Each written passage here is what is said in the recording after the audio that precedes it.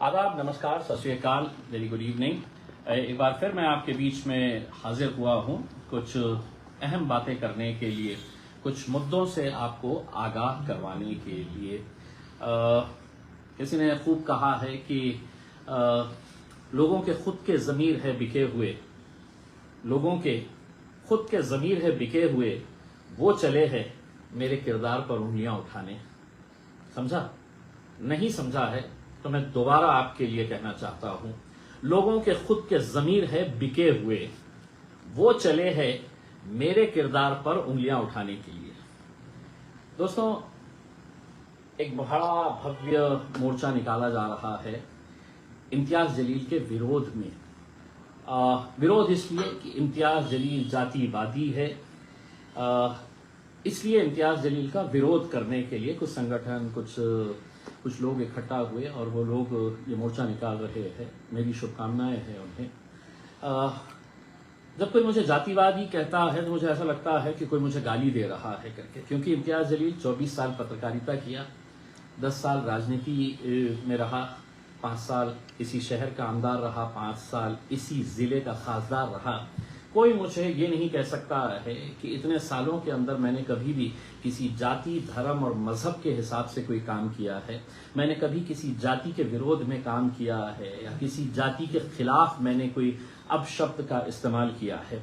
मैं अचानक जातिवादी कैसे हो गया है, क्या कहानी है इसके पीछे, अगर आप समझना चाहेंगे तो आप, अभी तक तो खैर पूरा शहर क्या पूरा महाराष्ट्र समझ चुका है कि इम्तियाज जलील को अचानक जातिवादी कैसा बना दिया गया है। मकसद यह है कि कहीं पे निगाहें, कहीं पे निशाना। दरअसल ये जो संगठन, ये लोग जो मोर्चा निकाल रहे हैं, ये कौन लोग हैं इनके बारे में बाद में मैं बताऊंगा। लेकिन मेरे जिले के पालक मंत्री है आदरणीय संजय सिरसाट साहब, मेरे अच्छे मित्र है। लेकिन उनके कुछ ऐसे कारनामों को मैंने उजागर किया कि जिसके अंदर करोड़ों रुपये की जमीनें अपने नाम के ऊपर करवाना, इलीगल तरीके से जो प्रॉपर्टी गवर्नमेंट की है उसको अपने बच्चों के नाम के ऊपर कर देना, फिर बड़ी बड़ी होटलें बनवाना, सिर्फ यहीं पे नहीं बाहर भी होटलें बनवाना। तो ये सब उनका मैंने पूरा डॉक्यूमेंट एविडेंस के साथ निकाला, पूरे सबूत मीडिया के सामने दिया। मंत्री जी तो मतलब ये है कि दुनिया के हर मुद्दे के ऊपर चर्चा करने वाले मंत्री पिछले 20-25 दिनों से कहा कि नहीं, मैं अपने बारे में कुछ नहीं कहूंगा, और कह भी नहीं सकते हैं क्योंकि डॉक्यूमेंट इतने साफ है, इतने क्लियर है कि उनके पास कोई जगह नहीं है कि मैं बताऊं तो क्या बताऊं करके। तो पहले मुझ पर कुछ संगठनों को छोड़ा गया कि साहब, मैंने एक डॉक्यूमेंट के अंदर एक शब्द जो उनके खुद के संजय सिरसाट साहब के बच्चों के नाम के ऊपर जो एससी समाज की जमीन, जो सरकारी जमीन है, जो कलेक्टर की इजाजत के बगैर ट्रांसफर नहीं होती है, लेकिन मंत्री जी है, पालक मंत्री है, बड़े है, सत्ता है, हुकूमत है उनकी, तो उन्होंने वो जमीन अपने बच्चों के नाम के ऊपर ट्रांसफर कर दी। मैंने जब डॉक्यूमेंट निकाला, वो डॉक्यूमेंट के ऊपर लिखा हुआ था वो शब्द कि इसलिए है, तो इस शब्द की वजह से या इस जाति की वजह से ये जमीन उन्हें दी गई है करके। अब मेरा कसूर, मुझे गुनाहगार इस तरीके से बना दिया गया कि मैंने वो शब्द बोला कैसा। मैंने बोला नहीं, मैंने पढ़ा जो डॉक्यूमेंट संजय सिरसाट साहब की प्रॉपर्टी के अंदर है। अब मैं भी मानता हूं कि ये शब्द नहीं इस्तेमाल होना चाहिए, सुप्रीम कोर्ट ने कहा है, बहुत सारे फैसले भी आए हैं, लेकिन इसकी जिम्मेदारी किसकी है? महाराष्ट्र सरकार की है, क्योंकि जब केंद्र सरकार से आदेश आता है तो चीफ सेक्रेटरी के पास यह आदेश आता है कि अब इस शब्द का इस्तेमाल नहीं होना चाहिए करके। लेकिन चीफ सेक्रेटरी साहब ने उसके ऊपर नजर नहीं डाली और नीचे जितने भी कलेक्टर्स है वो लगातार उस शब्द का इस्तेमाल कर रहे हैं। मेरा कसूर, मेरा गुनाह सिर्फ ये था कि मैंने उस दस्तावेज, उस कागज को पढ़ने का मैंने गुनाह किया, जुर्म किया, इतना बड़ा जुर्म किया कि अब एक संगठन कहता है कि मुझे फांसी पे लटका देना चाहिए करके। ये लोग इकट्ठा हो गए, पुलिस स्टेशन के सामने गए, इम्तियाज जलील मुर्दाबाद के नारे लगाए, फिर पुलिस के ऊपर दबाव डाला गया। मंत्री जी खुद कई सारे पुलिस स्टेशन के अंदर फोन किए और उन्होंने कहा कि मतलब अभी का अभी इम्तियाज जलील के ऊपर FIR रजिस्टर होना। पुलिस भी क्या करती है, सत्ता के बड़े सरदार का हुक्म आया तो पुलिस ने सोची नहीं कि हम जिस वर्दी के अंदर है हम अपने नियमों के हिसाब से काम करेंगे। लेकिन मालिक का हुक्म आया तो पुलिस वालों ने भी कहा कि चलिए एफआईआर रजिस्टर कर देते हैं करके, तो एफआईआर रजिस्टर कर दी गई। अब एफआईआर हो गई है। अब एफआईआर होने के बाद जो भी पुलिस की प्रक्रिया होती है, जो भी इन्वेस्टिगेशन होना है वो होना है इसमें। लेकिन नहीं, ये कुछ संगठन, ये कुछ लोग, मैं संगठन भी नहीं कहूंगा, चंद लोग हैं जो अपने आप को दलित समाज के बहुत बड़े नेता मान रहे हैं, समझ रहे हैं कि हम दलितों का बहुत बड़ा उद्धार करने वाले लोग हैं और हमारी भावनाओं को ठेस पहुंचा है। इम्तियाज जलील कभी भी किसी जाति, धर्म और मजहब की भावनाओं को ठेस नहीं पहुंचा सकता है, ये आप अपने जहन में डाल दीजिएगा। मोर्चा अगर मेरे खिलाफ है तो एक मेमोरेंडम कम से कम कलेक्टर को दे देना था, एक मेमोरेंडम कम से कम डिविजनल कमिश्नर को दे देना था कि साहब ये शब्द जो है इससे हमारी भावनाओं को ठेस पहुंचती है, तो आप ये शब्द है तो निकाल दीजिएगा करके। नहीं, ऐसा कुछ नहीं। लेकिन इम्तियाज जलील को निशाना बनाना है। क्यों बनाना है? क्योंकि इम्तियाज जलील ने जो मुद्दा उठाया है, मुद्दा क्या है? भ्रष्टाचार का है, करोड़ों रुपये का मामला है। अब उसको किसी तरह से डाइवर्ट करना, तो मंत्री जी ने क्या कहा, ये तो बेकार पड़े ही रहते हैं, तो इनको सबको बुलाया और इनके हवाले असाइनमेंट दे दिया, काम दे दिया कि भैया काम पे लग जाओ, तुम्हारा हर हिसाब से मैं ख्याल रखूंगा। अब ऐसा ख्याल रख रहे हैं कि ये लोग धना प्रेस कॉन्फ्रेंस, बड़ी आलीशान होटल के अंदर प्रेस कॉन्फ्रेंस ली गई, वहां पर चिकन बिरयानी और चिकन खोरमा खिलाया गया पत्रकारों को, यूट्यूब वालों को एक पैकेट भी दी गई है, मैं इसके बारे में ज्यादा नहीं बोलता हूं। लेकिन इस तरीके से एक माहौल बनाने की कोशिश की गई।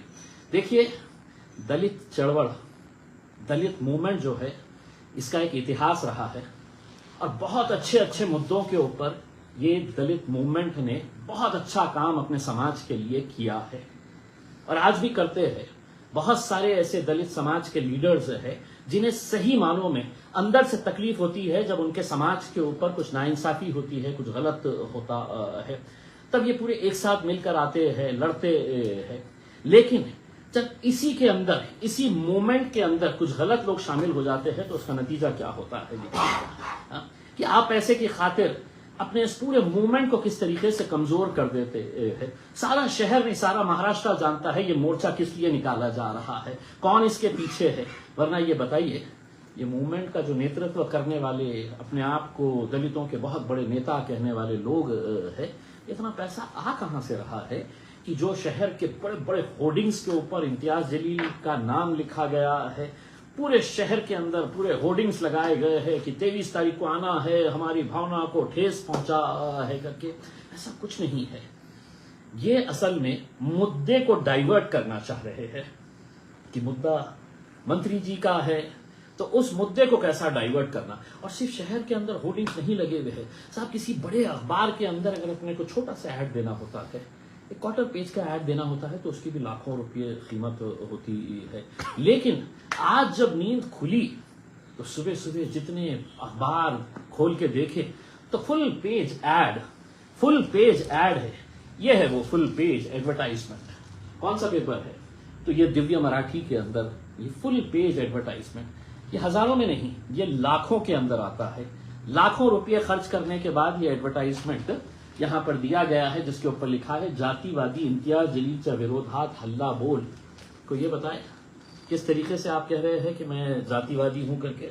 और इसके ऊपर जिस बाबा साहब अम्बेडकर की तस्वीर है, एक बात मैं ये बता दूं कि लोकसभा के अंदर अगर पूरे सांसदों के बीच में, पूरे देश के सांसदों के बीच में अगर किसी ने खड़े रहकर ये बात कही थी कि इस देश के अंदर सबसे महान अगर कोई शख्स पैदा हुआ है तो वो महात्मा गांधी नहीं है, डॉक्टर भीमराव अंबेडकर है। ये बात बैरिस्टर असदुद्दीन अवैसी साहब ने कही। ये बात जातिवादी इम्तियाज जलील ने असेंबली में भी कही है और पार्लियामेंट के अंदर भी कही है। आज उसी को ही जातिवादी बताया जा रहा है। इसी तरह के एडवर्टाइजमेंट्स आज लोकमत के अंदर है, लोकमत टाइम्स में है, लोकमत समाचार में है, पुण्य नगरी में है, पुढ़ारी के अंदर है। हद तो ये हो गई है कि 2 उर्दू अखबार है, दोनों उर्दू अखबार के अंदर भी फ्रंट पेज के ऊपर पूरा फुल पेज एडवर्टाइजमेंट दिया गया है कि मोर्चे में आ जाओ, हमारी भावनाओं को ठेस पहुंचा है करके। दोस्तों, ये जो मोर्चे का नेतृत्व कर रहे हैं उनको ये बात बता देना चाहता हूं, मैं अगर महाराष्ट्र सरकार के एक मंत्री की पोल ऐसे खोल सकता हूं तो आप ये मत समझ लीजिएगा कि आपके मोर्चे से मैं डर जाऊंगा, घबरा जाऊंगा, मैं दब जाऊंगा, मैं खामोश हो जाऊंगा। बहुत गलत फहमी में जी रहे हैं आप उसमें। आपके मोर्चे ने मुझे और ऊर्जा दी है और ताकत दी है। और अब मेरा अगला जो भ्रष्टाचार का जो मामला सामने आने वाला है, शायद आप चौंक जाएंगे। यकीन मानिएगा, इतने सबूत इकट्ठा किया हूं। रमाई अंबेडकर कौन थी जानते हैं आप? रमाई घरकुल योजना, जो गरीब बुद्धिस्ट समाज के लोगों के लिए, गरीबों के लिए घर बनाने की एक स्कीम है, बहुत अच्छी स्कीम है। कि ये घरकुल की स्कीम अचानक क्यों गरीबों तक नहीं पहुंच पा रही है? क्या कभी आपने सोचा है? मैं आपको ये बताना चाहता हूं, ये वही मंडली है, ये वही लोग हैं जो आज अपने एक मंत्री को बचाने के लिए आगे आए हैं। ये अलग बात है कि इनके अपने अपने फाइलें अटके पड़े हुए हैं, इसलिए भी ये लगे हुए हैं कि साहब मंत्री जी को खुश करेंगे तो 7 करोड़ की फाइल के ऊपर अपनी सिग्नेचर हो जाएगी करके उसमें। लेकिन रमाई घरकुल के बारे में आपको ये बता दूं, 30 करोड़ रुपए का फंड महानगर पालिका के अंदर आया हुआ है। 30 करोड़ रुपए, कितने हजारों ऐसे बुद्धिस्ट समाज के गरीब, ऐसी समाज के जो लोग हैं, उनके घर का सपना इससे पूरा हो सकता है। लेकिन होगा नहीं। क्यों नहीं होगा? क्योंकि यही वो लोग हैं जिन्होंने बोगस फाइल्स तैयार किए हैं, डुप्लीकेट डॉक्यूमेंट्स तैयार करके ये किए हैं। अब आप मेरी तरफ से एक बात सुन लीजिएगा, अगर मैं संजय सिरसाट के खिलाफ इतनी ताकत के साथ जा सकता हूं तो तुम्हारे खिलाफ कितनी ताकत से जा सकता हूं तुम शायद सपने में भी नहीं सोच सकते हैं उसमें। अगर तुम किसी गरीब बुद्धिस्ट समाज के घर के पैसे तुम अपने जेब में लेंगे, रैकेट बना लिया गया है। मैं म्युनिसिपल कमिश्नर से यह अनुरोध करना चाहूंगा कि साहब, अगर मैंने संजय सिरसाट के खिलाफ सीबीआई में और director general anti corruption bureau के अंदर जाके पूरे दस्तावेज देकर आया हूं, यही डॉक्यूमेंट्स रमाई अंबेडकर के मैं सीबीआई ऑफिस के अंदर जाकर पूरे सबमिट करूंगा। मैं बड़ी बड़ी इंक्वायरी इसके ऊपर लगाऊंगा, क्योंकि ये गरीब बुद्धिस्ट समाज के घर है करके 2.5 लाख रुपए मिलता है। मालूम है क्या करते हैं? लोगों से कहते हैं कि डॉक्यूमेंट्स दे दो, हम तुम्हारा घरकुल करवा के लेकर आएंगे। 2.5 लाख रुपये में से 1 लाख रुपया अपने जेब में रख लेते हैं। कुछ तो ऐसे है कि 1.5 लाख अपने जेब में रख लेते हैं और 1 लाख रुपये बेचारे वो लोगों को देते हैं। तो ये बहुत बड़ा मामला है, करोड़ों का मामला है।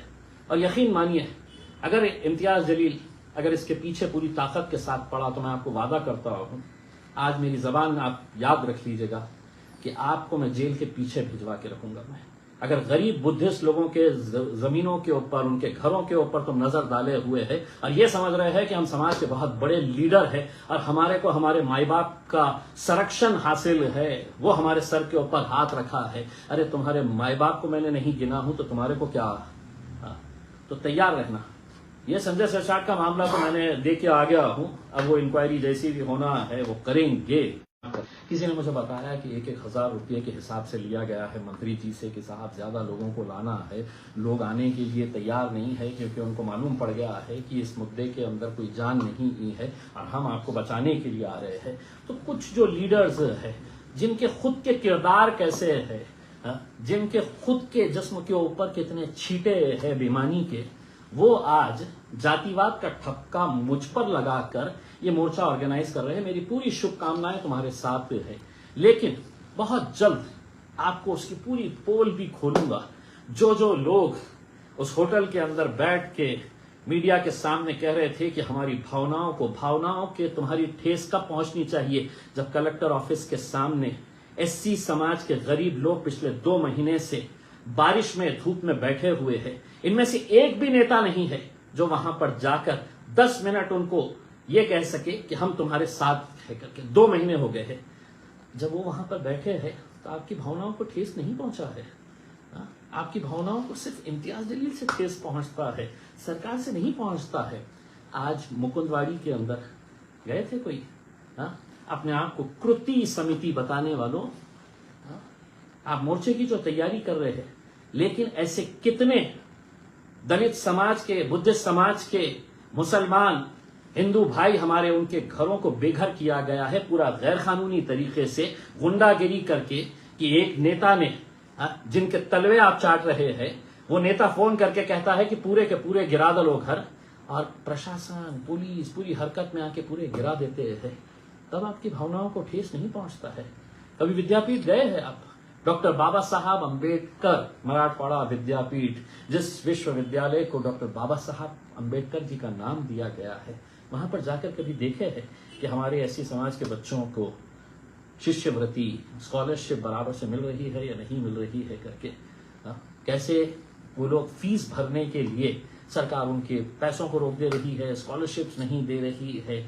तब आपकी भावनाओं को ठेस नहीं पहुंचती है, नहीं पहुंचती है, क्योंकि आपको सिर्फ अपने बारे में सोचना है।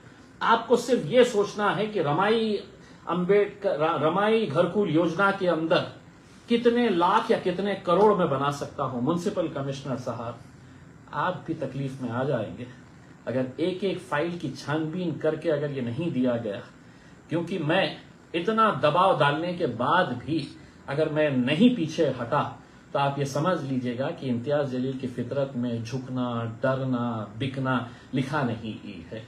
आपने मुझ पर एट्रोसिटी का केस दाखिल कर दिया है, मैं लड़ूंगा, लेकिन अब क्या है कि ये चाह रहे हैं कि इम्तियाज जलील को फांसी पे लटका दिया जाए करके। आप समझ ले, कानून है, कानून अपना प्रोसीजर, आपने तो अपना काम कर लिया है, एफआईआर रजिस्टर करवा दिए है। अब जो भी फेस करना है अदालत के अंदर हम फेस करेंगे उसमें। दूसरा ये है कि जब ये भी मामला हो गया कि साहब एट्रोसिटी भी हो गई है, हम मोर्चा भी निकाल रहे हैं, इम्तियाज जलील के ऊपर नए नए आरोप, शहर के अंदर इनके 22 लोग घूम रहे थे, कलेक्टर ऑफिस में इम्तियाज जलील का कुछ मिलता है, वक्फ बोर्ड में जाके इम्तियाज जलील के बारे में कुछ मिलता है, हाँ, ये गाड़ी किसकी है, ये घर किसका है करके। जब कोई नहीं मिले तो एक साहब रहते हैं, हर 5 साल के बाद आते हैं, इलेक्शन के वक्त में उनकी गाड़ी के अंदर पेट्रोल डालो, जितना पेट्रोल डालते हैं वो जोर जोर से चीख के चिल्ला के बोलते हैं, कौम और मिल्लत का वास्ता देकर ये बहुत जोर जोर से चिल्लाते हैं। पेट्रोल खत्म तो फिर वो खामोश। लेकिन मुझे खुशी है इस बात की कि मेरी वजह से ना जाने कितने लोगों के घर चल रहे हैं अभी, मेरी वजह से इनका चूल्हा जलने वाला है कुछ दिनों तक उसमें। तो आपको मुबारक साहब, आपका भी हिसाब लिया जाएगा। आप बिल्कुल ये फिक्र मत करिएगा कि आप आएंगे, कुछ यूट्यूब वालों को बुलाएंगे, मीडिया वालों को बुलाकर धीरे से पैकेट उनके हाथ में थमा डालेंगे, इसमें हिसाब तो आपका भी लिया जाएगा। और हाँ, मेरे बारे में जितना भी है, मैंने जैसा आपके जितने आका है ना, आपके आका के बारे में मैं जाके तो director general, anti corruption bureau, CBI headquarter, वहां पे जाके सब दे दिया हूं। तो आप ये मीडिया वालों के सामने क्यों अपना वक्त जाया कर रहे हैं? क्यों चीख के ये कह रहे हैं कि इम्तियाज जलील ऐसा है, इम्तियाज? आप भी डॉक्यूमेंट जमा करिए और ऐसा करिए कि आप आका के पास जाइए, 5,500-6 हज़ार रुपए का प्लेन का टिकट मिलता है, उनको बोलिए साहब प्लेन का टिकट जरा मेरे को दे दीजिएगा। T2 के ऊपर फ्लाइट जाती है, वहां पे उतरिएगा, वहां से तो टैक्सी ले लीजिएगा। बीकेसी के अंदर सीबीआई का ऑफिस है, बीकेसी में जाइए, वहां पे सीबीआई ऑफिस, अच्छा हुलिया बना के जाइए, वरना आपको बोलेंगे ये कौन आया है, अंदर आने देंगे नहीं देंगे पता नहीं है। अच्छा थोड़ा सा अच्छे तहजीब से जाइएगा उसमें, क्योंकि वहां पे ऐसा वैसा नहीं चलता है उसके अंदर। तो जो भी डॉक्यूमेंट्स है वो लेके जाके वहां पे दीजिएगा, या नहीं तो आपके पास एंटी करप्शन ब्यूरो है, एंटी करप्शन ब्यूरो का ऑफिस जो है वो वर्ली के अंदर है, हाँ वहां पे जाइए। हाँ, टैक्सी के अगर पैसे लगेंगे, मंत्री जी नहीं दे रहे होंगे, मैं दे दूंगा, जाइए। मीडिया के सामने चिल्लाने से कुछ नहीं होने वाला है। सही मानों में अगर काम करने का है तो सही तरीके से काम करिएगा। अगर इम्तियाज जलील को फंसाने का तय ही कर लिए है तो सही तरीके से जाइए। ये यूट्यूब वालों को बुला के क्यों अपना वक्त जाया कर रहे हैं? उसमें आधा घंटा चीख के मुझे डर लग रहा था कहीं हार्ट अटैक ना आ जाए करके, ब्लड प्रेशर ना बढ़ जाए करके। अपने आप को आराम से संयम से रखिएगा। मैं कैसा संयम से रख रहा हूँ, चारों तरफ से घिरा हुआ हूँ। अब तो ये हालत हो गई है कि मंत्री जी ने बोले है कि एट्रोसिटी हो गई है, लेकिन अब मानहानि का दावा भी करना है करके, तो उन्होंने कोर्ट के अंदर मानहानि का दावा, इम्तियाज जलील झूठा है, इम्तियाज जलील ने गलत आरोप लगाए हैं, मेरे क्लाइंट की छवि खराब हो गई है करके। ये मानहानि नहीं है, ये मानहानि नहीं कहते इसे, ये मनी हानि, मतलब जो पैसे की हानि हुई है ना, उसमें पैसे का जो नुकसान हुआ है, मनी हानि जो हुई है, ये सारी तकलीफ उसकी। अब आप कोर्ट में है तो एक डिफेमेशन सूट भी डाल दिए है, चलिए कोर्ट में भी लड़ लेंगे करके। लेकिन ये है, एक बात आप पूरे लोग जितने भी है, कल जो आंदोलन में भी आने वाले है, उनको यह कहना चाहता हूं, आप जोरदार भाषण करिए, इम्तियाज जलील को गालियां दीजिए, पेपर को ऐड दे दीजिएगा, सब कुछ कर लीजिएगा, इम्तियाज जलील न डरेगा, न झुकेगा और न बिकेगा। धन्यवाद।